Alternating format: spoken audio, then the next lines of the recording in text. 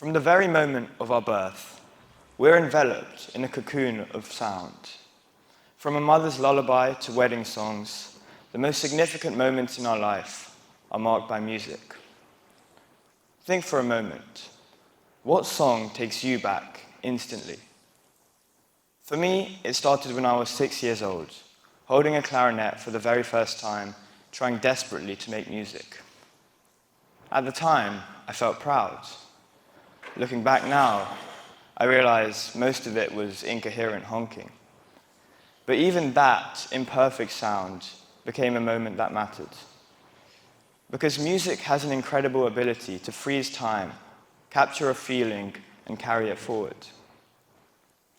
Recently, I had the opportunity to perform music alongside the legendary clarinetist and educator Paul Harris and singer Roderick Williams, OBE. I don't remember the notes. I don't remember whether I played well or made mistakes. But what I do remember is how it felt. Sharing a stage with living legends whose music had shaped so many others. Sharing that sound, that space, that moment. It was a true passing of the baton moment, as knowledge, experience, and history were passed down generations through those heartfelt recitals. But music is more than just personal nostalgia. It's a universal language that transcends borders, cultures, and backgrounds. You don't need to speak French to feel the emotion behind a Piaf ballad, and you don't need to understand Portuguese to be moved by a Brazilian samba. And that's because music is more than just personal entertainment. It's something that resonates deep inside of our very souls. But what is music? Music can be understood as organized sound, patterns of rhythm, tone, and pitch that carry a meaning. But who decides what's organized or meaningful? Is it only music when a human creates it?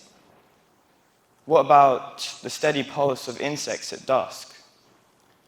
What about the waves or the wind or birdsong? Some consider nature itself to be the original musician. Others see music as anything that carries intention or expression. It can be as simple as a heartbeat or as complex as a symphony. So perhaps the most useful definition is this.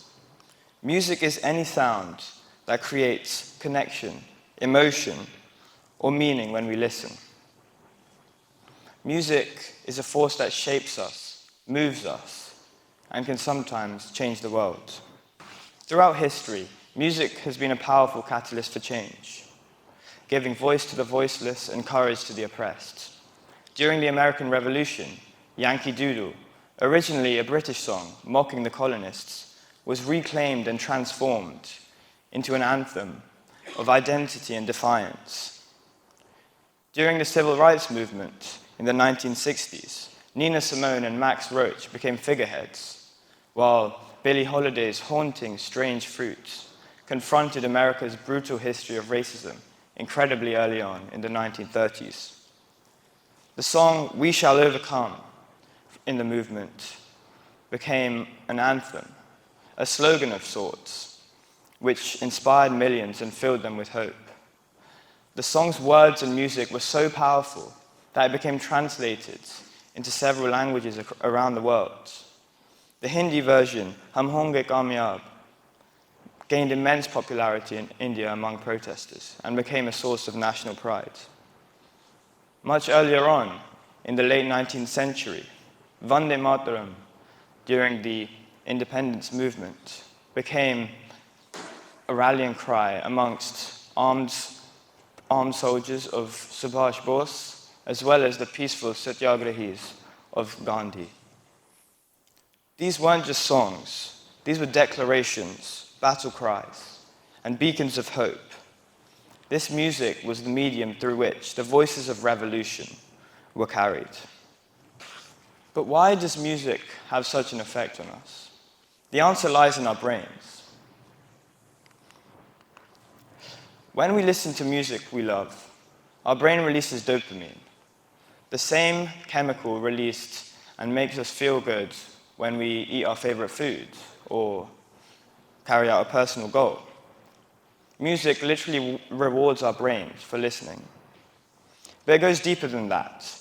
Music engages almost all parts of our brain simultaneously.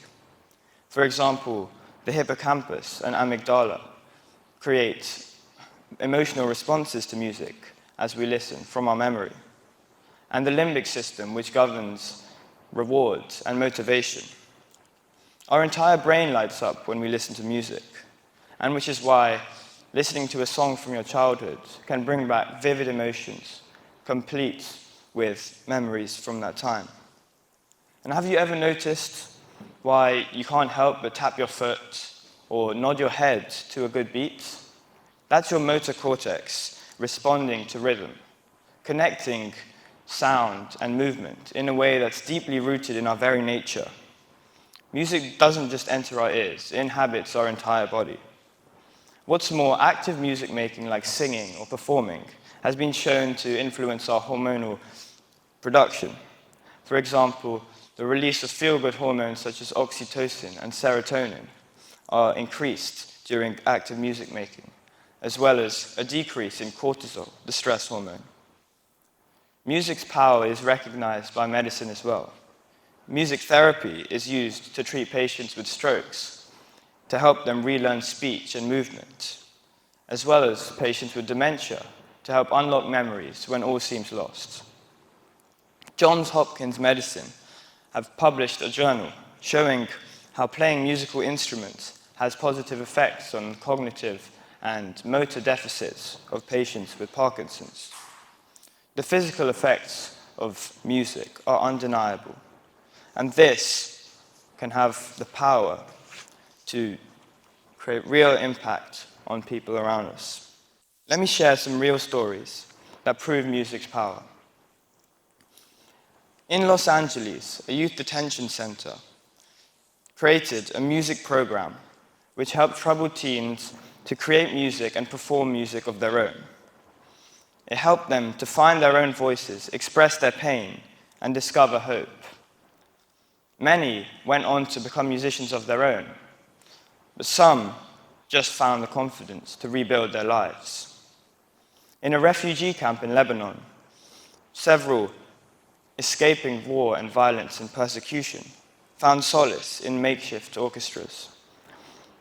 Through donated instruments and volunteer teachers, they created beauty from trauma.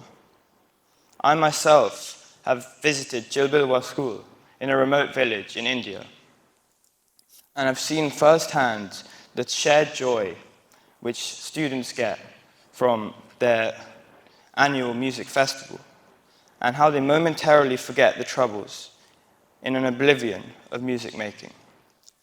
These stories reveal to us that music isn't just for the talented few or those with privilege. It's for everyone. Everyone has something to express and gain from it. So what does this mean for us, here and now? It means we should be intentional about the music we choose. Create playlists for your different moods or requirements. It means we should use music as a way to connect. Join a band, join a choir, or simply share music with the people you care about. It means we should use music as a form of self-discovery. The songs you love say something about who you are, what you feel. And also, it means we should remember we have the power to create, not just consume. You don't need to be a professional to create music that matters. So as I finish, I want you to think about your own memories of music. The melody that made you feel like you belonged. The song that stayed with you long after it ended. The moment you may not remember perfectly, but will never forget. Long after the last note fades, what stays with us isn't the performance, it's how it made us feel. And if we're lucky, those feelings turn into memories. And those are the moment that matters. Thank you.